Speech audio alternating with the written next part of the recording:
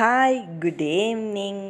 Yummy home. இன்றைக்கி என்ன பார்த்துட்ருக்கோன்னு பார்த்தீங்கன்னா இன்சுலின் பிளான்ட்டுங்க. ஆமாம், எங்கள் வீட்டில் இருக்குது. ஸோ பாருங்கள், இதுதான் இன்சுலின் பிளான்ட். நம்ம சுகரோட லெவலை வந்து ரொம்ப கண்ட்ரோலில் கொண்டு வர்றதுக்கு இது நல்லாவே வந்து யூஸ் ஆகும். ஸோ எங்கள் வீட்டில் வச்சுருக்கேன்.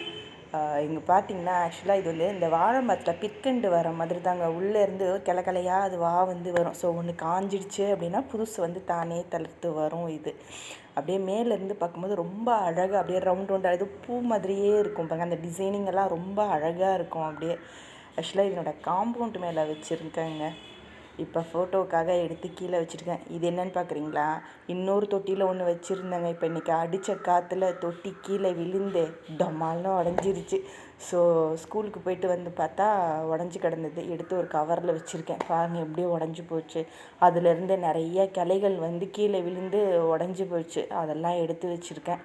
என்ன பண்ணுறதுன்னு தெரில. இவ்வளோ கிளைகள் வந்து இருக்குது. செடி உடஞ்சி போகும்போது மனசுக்கு ரொம்ப கஷ்டமாக இருக்குது. ஓகே, இது என்ன இன்னொன்று அழகாக இருக்குது பாருங்கள். தேங்க்யூ, பாய், டாட்டா.